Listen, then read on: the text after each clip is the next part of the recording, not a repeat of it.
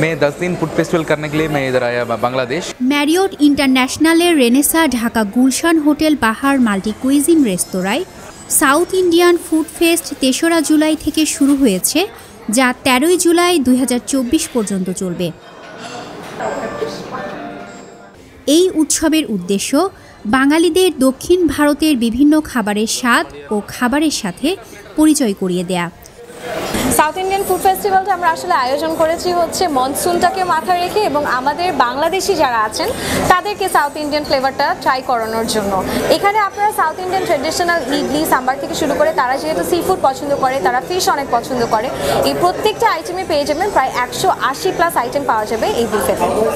ফেস্টের উদ্বোধন করেন ভারতীয় হাই কমিশনার মহামান্য প্রণয় কুমার ভার্মা। রেস্তোরাঁটি সাজানো হয়েছে দক্ষিণ ভারতীয় জনপ্রিয় অভিনেতা রজনীকান্ত ও বাহুবলী খ্যাত অভিনেতার ছবি দিয়ে।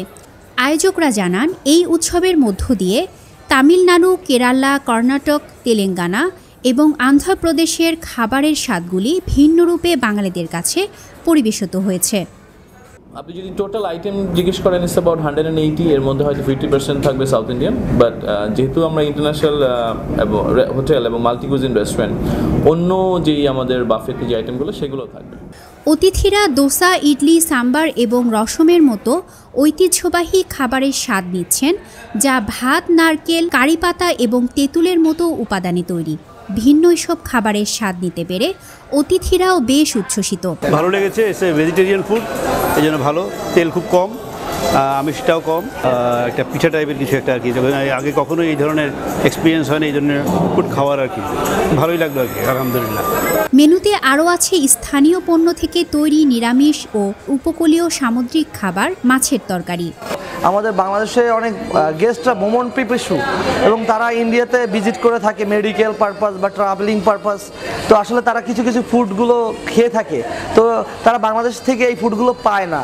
তবে এই জন্য তাদের জন্য আমাদের হোটেল কর্তৃপক্ষ এবং হোটেলে আমাদের ইন্ডিয়ান গেস্টদের জন্য, অনেকে আছে ইন্ডিয়ান গেস্ট, তারা আমাদের হোটেলে লং টাইম ধরে রয়েছে, তো তারা একটু ঐতিহ্যবাহী সাউথ ইন্ডিয়ান ফুড খেতে চাচ্ছে, তো এই জন্য আর কি আমাদের আপনার সাউথ ইন্ডিয়ান ফুডগুলো আমাদের এখানে পরিবেশন করা হচ্ছে। এই উৎসবের মূল আকর্ষণ একজন বিশিষ্ট দক্ষিণ ভারতীয় অতিথি শেফ তামিজ মানিজি, যিনি খাঁটি ভারতীয় মশলা এবং খাবারের গুণগত মান বজায় রেখে খাদ্য অনুরাগীদের ভিন্ন স্বাদ দেবার জন্য ঐতিহ্যবাহী রেসিপি নিয়ে এসেছেন।